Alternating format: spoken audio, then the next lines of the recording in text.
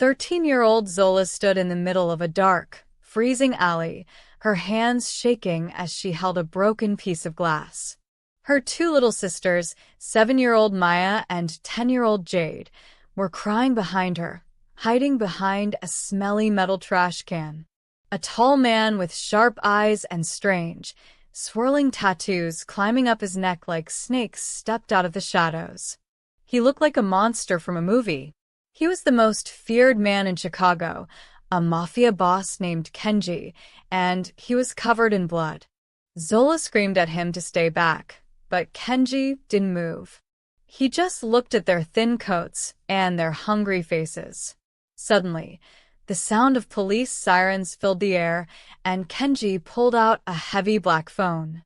He looked at Zola and whispered, "If you want to live, you have to come with me right now."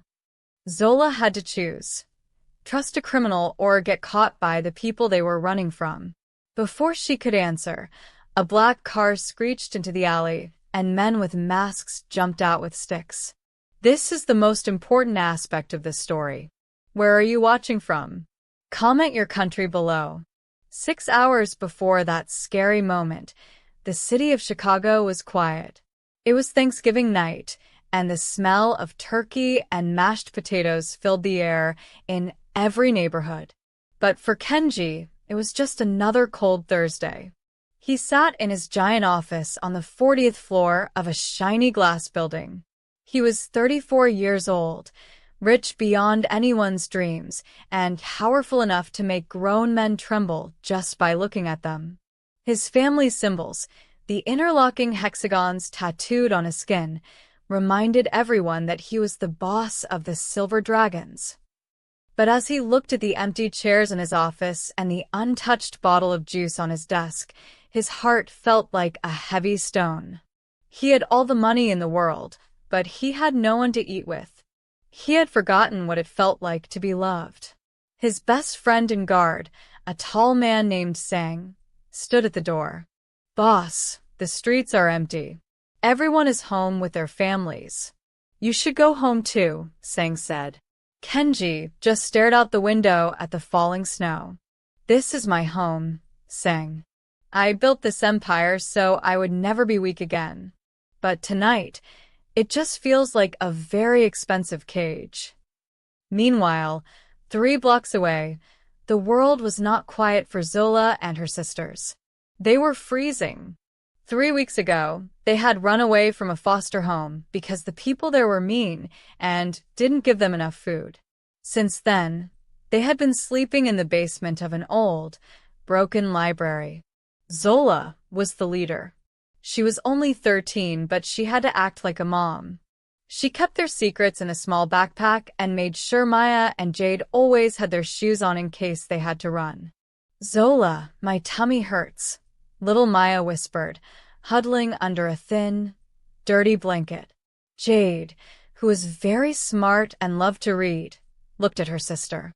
"I saw a restaurant down the street that is still open. Maybe they have leftovers in the trash." Zola hated that idea. She wanted to give her sisters a real Thanksgiving, but they were invisible to the world. Nobody cared about 3 little girls in the snow. Zola grabbed her backpack. "Okay, let's go. Stay close to me. If you see a police car or a man in a suit, we hide." The girls walked through the snow, their breath coming out like little clouds of steam. They found a small Korean restaurant owned by a kind-looking lady named Mrs. Park. They hid in the alleyway next to the kitchen door, hoping someone would throw away a bag of scraps. But the alley was dark and slippery. Suddenly, Zola heard heavy footsteps. She pushed her sisters behind a dumpster. A man walked into the alley. It was Kenji. He had left his office to walk and clear his head, trying to escape the loneliness. He didn't see the girls at first. He stood under a flickering light, looking at a photo of his parents who had stayed behind in Korea. He looked sad, not scary. But then, Maya let out a small, shaky cough. Kenji froze. His eyes turned sharp, and he reached into his coat. Zola jumped out, holding her piece of glass, her heart drumming against her ribs like a trapped bird. "Don't touch us," Zola yelled. Her voice was small but brave. Kenji stopped. He saw the fire in her eyes, a fire he remembered having when he first moved to this country with nothing but the clothes on his back. He saw Maya shivering and Jade trying to look tough. For the first time in 10 years, the monster of Chicago felt a pang of pity. He didn't see enemies, he saw himself. He slowly took out his wallet and tossed it on the snow. "Take it," he said in his deep, scratchy voice. "Go inside. Tell Mrs. Park that Kenji sent you. She will give you a hot meal." Zola looked at the wallet, then at him. She didn't trust him. "Why?" she asked. Kenji looked at the sky. "Because it's Thanksgiving, and nobody should be hungry today." He turned to walk away, but as he reached the end of the alley, a loud bang rang out. A window above them shattered, and Kenji fell to one knee, clutching his shoulder. A group of men in leather jackets appeared at both ends of the alley, blocking them in. Their leader, a mean man named Jackson, laughed. "The great Kenji, caught playing hero to some street kids? This is your lucky day, boss. You're going to die for a bunch of nobodies." The men moved in with knives, and Zola realized they weren't just after the boss. They were going to get rid of the witnesses, too. Kenji growled as the men moved closer, his hand pressed against the blood soaking through his expensive coat. Even while hurt, he looked like a lion getting ready to pounce. He looked back at Zola, Maya, and Jade, who were frozen in fear. "Get behind me," he barked. Jackson, the leader of the bad men, stepped forward and flicked open a long, shiny knife. "Look at you, Kenji, the big Mafia king, bleeding in the snow over 3 little girls who don't even know your name. This is going to be the easiest takeover in history." Jackson lunged forward, but even with a bullet in his shoulder, Kenji was fast. He grabbed Jackson's wrist and twisted it until the knife dropped, then kicked him hard into a pile of wooden crates. The other men hesitated, but only for a second. They knew if they finished Kenji tonight, they would be the new kings of the city. Suddenly, one of the men grabbed Jade by her jacket, pulling her away from her sisters. Jade screamed, and Zola charged forward, swinging her broken glass like a tiny warrior. But she was just a child. The man pushed her down and raised a heavy metal pipe over her head. Kenji roared, ignoring the pain in his arm, and tackled the man to the ground just before the pipe could hit Zola. He looked at the girls and pointed to the back door of the restaurant. "Run. Get inside and lock the door." As the girls scrambled toward safety, a second car roared into the alley, and more men jumped out. Kenji was outnumbered 10-1, and he was losing blood fast. 30 minutes before the fight started, Sang, Kenji's right-hand man, was driving through the city. He felt uneasy. He knew Kenji liked to walk alone when he was sad, but he also knew that their rivals, the Iron Skulls, were looking for any chance to attack. Sang turned his car around, racing back toward the restaurant district.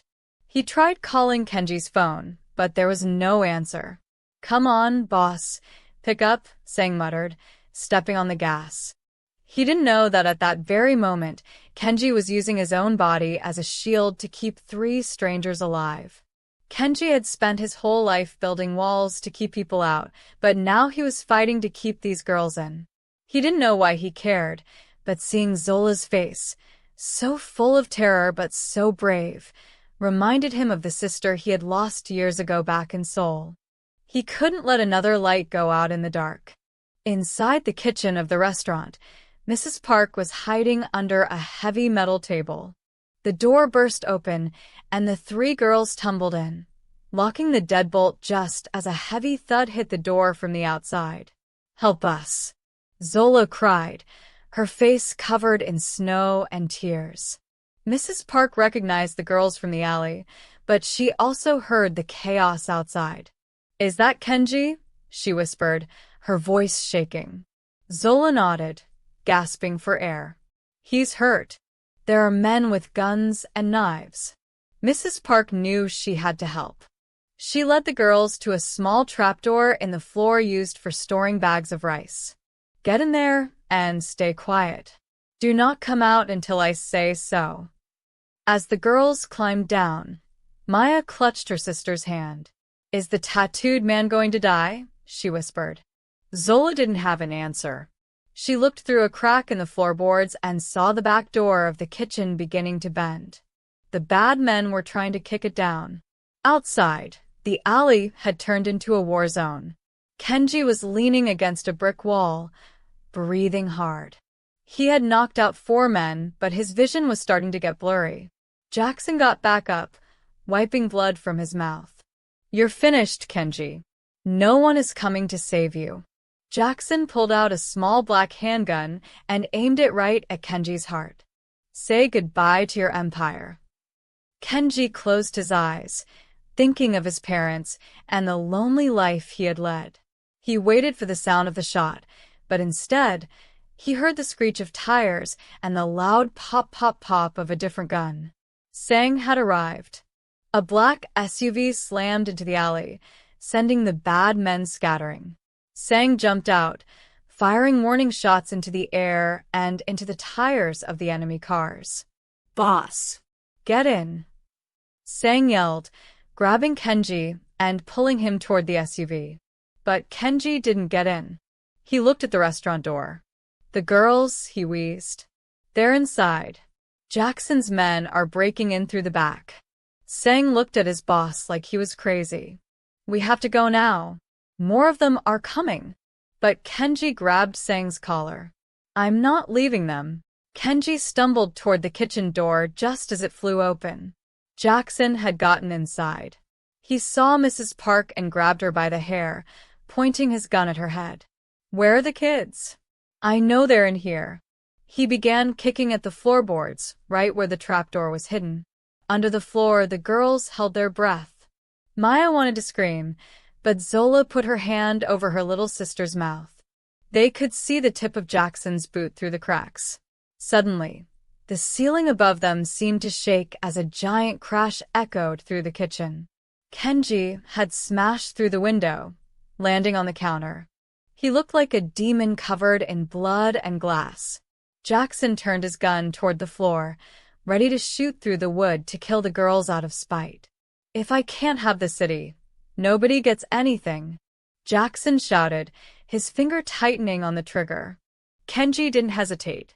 As Jackson pointed his gun at the floorboards, Kenji lunged across the kitchen, grabbing a heavy boiling pot of water from the stove and throwing it with all his might. The pot hit Jackson's arm just as he fired. The bullet missed the girls, hitting a bag of flour instead, filling the air with a white cloud. Kenji slammed into Jackson, and the 2 men crashed through the back door and back into the snowy alley. Sang was right there, his own weapon drawn, but Jackson's men were closing in from both sides of the street. It was a standoff. Kenji stood in the middle, his shirt soaked red, looking at the 2 armies. This ends now, Kenji hissed. But Jackson just grinned, showing teeth stained with blood. You think you won? Look up, Kenji. On the roof of the building across the street, a red laser appeared on Kenji's chest. A sniper was watching. If Kenji moved an inch, he was a dead man. 10 minutes before the sniper appeared, inside the dark hole under the floor, Jade was using her smart brain. She realized that the restaurant's basement wasn't just a closet. It was connected to the old pipes of the city. Zola, she whispered, if we crawl through that tunnel, we can get to the street behind the restaurant. We can find help. Zola looked at the narrow, spiderweb-filled tunnel. It looked scary, but staying under the floor where people were shooting was scarier. Maya, crawl behind Jade. I'll be last, Zola ordered. The 3 girls squeezed through the tight space, the cold dampness of the underground chilling their bones. They could hear the heavy boots of men walking above them. Every time a floorboard creaked, they stopped and held their breath. Finally, they reached a small metal grate that led to the sidewalk. Jade pushed it open, and they scrambled out into the fresh air. But they weren't safe. Standing right there, leaning against a lamppost, was Detective Miller. He was a tall man with a badge that looked cold in the moonlight. He had been looking for the girls for weeks. Well, Miller said, looking down at them. The three little runaways. You've caused a lot of trouble tonight. Back in the alley, Kenji saw the red on his chest. He didn't flinch. He knew that in his world, death was always a shadow following him. Sang, "Get the girls out," Kenji commanded quietly. But Sang looked at the kitchen. "Boss, they're gone. The trapdoor is empty." Kenji felt a surge of panic. If the girls weren't in the restaurant, they were out on the streets, and Jackson's men were everywhere. Jackson laughed, a cold, dry sound. "It doesn't matter where they are. My men will find them. And once you're dead, I'll make sure they never speak to anyone again." Just as Jackson was about to give the signal to the sniper, a loud police siren screamed from the end of the alley. Four patrol cars slid into the snow, and Detective Miller stepped out, but he didn't have the girls with him. He had his gun pointed at Jackson. "Drop it, all of you," Miller shouted. The alley was a mess of confusion. Jackson's men started to run, and a chaotic gunfight broke out between the mobsters and the police. In the middle of the noise, Kenji saw his chance. He dove behind a dumpster, the sniper's bullet missing his head by an inch and sparking off the metal. He crawled towards Sang's SUV, his strength fading. "We have to find them, Sang," Kenji gasped. "The detective has them, boss. We have to leave before they arrest you too," Sang shouted over the noise of the sirens. But Kenji shook his head. He knew Detective Miller wasn't a good cop. He had heard stories that Miller was on Jackson's payroll. If Miller had the girls, he wasn't taking them to a safe home. He was taking them somewhere to disappear so Jackson's secrets stayed hidden. Kenji ignored Sang's protests and climbed into the driver's seat of a nearby abandoned car. He slammed it into gear and raced out of the alley, leaving his own men behind. He followed the taillights of Miller's police car as it sped away from the scene. He didn't care about the pain in his shoulder or the blood he was losing. He only cared about the three girls who had looked at him with hope. He followed the police car to an old, abandoned shipyard by the frozen lake. Miller pulled over and opened the back door. Zola, Jade, and Maya were pushed out into the biting wind. Miller pulled out his handcuffs, but he didn't use them on the girls. He used them to lock the gate of a large shipping container. He was going to lock them inside where the cold would finish them. "Sorry, kids," Miller said, looking away. "Jackson pays better than the city does." He raised his hand to close the heavy metal door, but a roar of an engine filled the shipyard. Kenji's car smashed through the wooden fence, flying through the air and crashing right into Miller's police cruiser. Kenji stumbled out of the wreckage, his face covered in cuts. He looked like a ghost in the snow. Miller pulled his gun, but Kenji was faster, knocking it out of his hand with a heavy crowbar. He threw the detective to the ground and rushed to the shipping container. "Are you okay?" he shouted. Zola hugged her sisters, looking at Kenji through the bars. "Help us. It's too cold." Kenji grabbed the lock, trying to break it, but he was too weak. His knees buckled, and he fell to the snow. Just then, a shadow fell over him. It was Jackson. He had followed them, and he had a long, curved blade in his hand. He looked down at the dying Mafia boss and the three trapped girls. "I told you, Kenji. You're a nobody now. And nobodies die alone." Jackson raised the blade high, ready to end it all, while the girls screamed from behind the iron bars. Jackson's blade stayed frozen in the air, but not because he hesitated. A loud, metallic click echoed through the shipyard, and Jackson felt the cold barrel of a gun pressed against the back of his head. He turned slowly, expecting to see Sang or another Mafia soldier. Instead, his eyes widened in total shock. Standing there was a woman in a long, elegant fur coat, her face pale and her eyes filled with a terrifying, icy calm. Behind her stood 10 silent men in black suits, all bearing the same hexagonal tattoos as Kenji. "Mother?" Kenji whispered, his voice cracking as he looked up from the snow. This was the shock of a lifetime. Everyone in Chicago believed Kenji's mother had died in a fire in Seoul 15 years ago.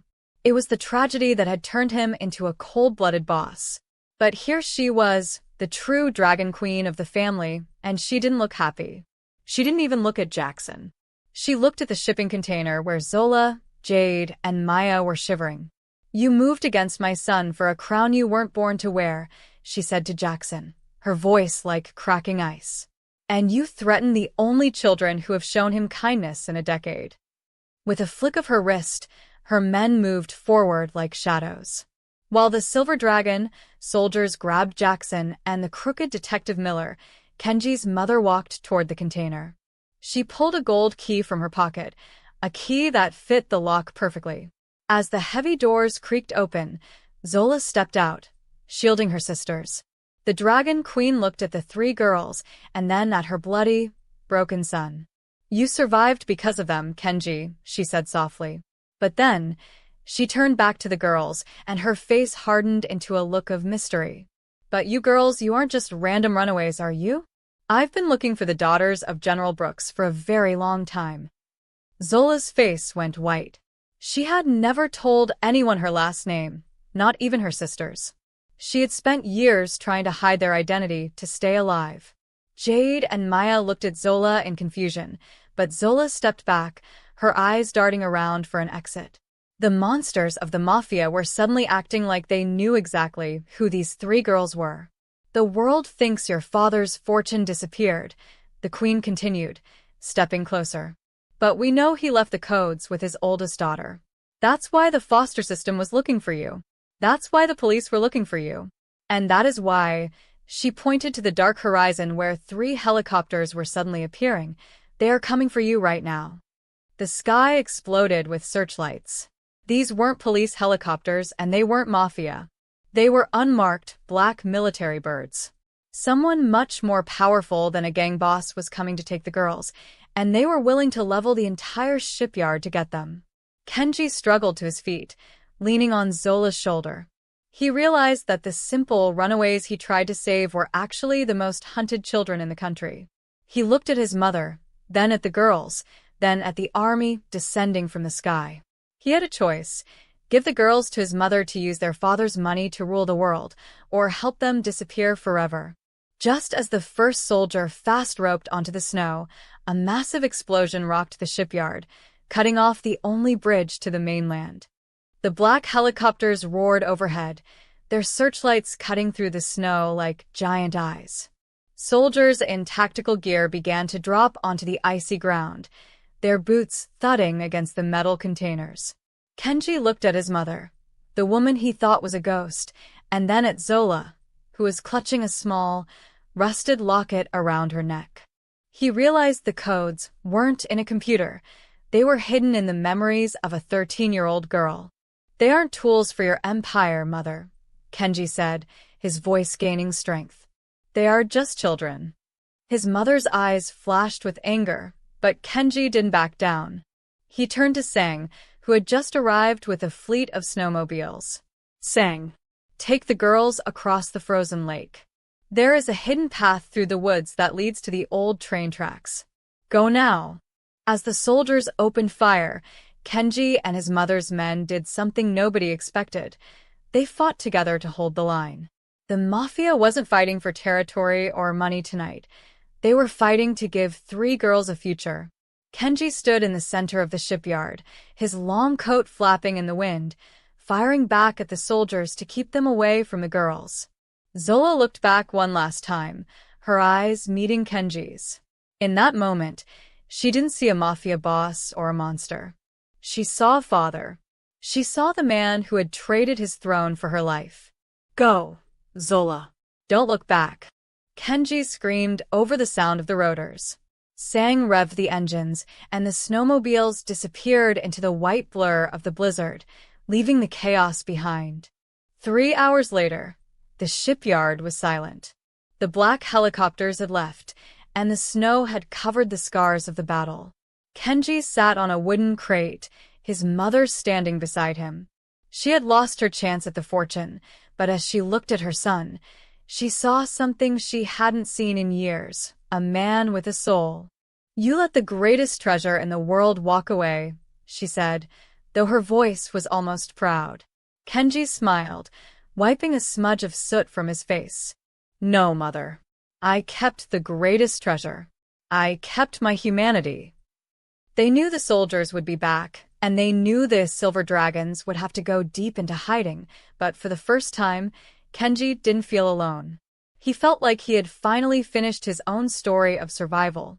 Meanwhile, 100 miles away, a small campfire crackled in the middle of a deep, quiet forest. Inside a hidden cabin that Kenji had told Sang about years ago, Maya and Jade were fast asleep on a pile of warm blankets. They were safe, they were warm, and for the first time in years, they weren't running. Zola sat by the fire, holding her locket. Inside was a tiny piece of paper with numbers that could change the world, but she didn't care about that. She took the paper and tossed it into the flames, watching the codes turn into ash. She didn't want a fortune. She wanted a life. She looked out the window at the morning sun rising over the trees, feeling the weight of the world finally lift off her shoulders. In the final twist of destiny, the world news the next morning reported that the Brooks sisters had disappeared in a tragic accident at sea. The government stopped looking. The foster system closed their files. Zola, Jade, and Maya were officially ghosts. But in a small town far to the north, 3 sisters with new names walked into a local school. A month later, a mysterious package arrived at their door. Inside were 3 beautiful winter coats, pink, purple, and black, and a note in precise, elegant handwriting that said, "Family is the only empire worth building. Stay warm. K."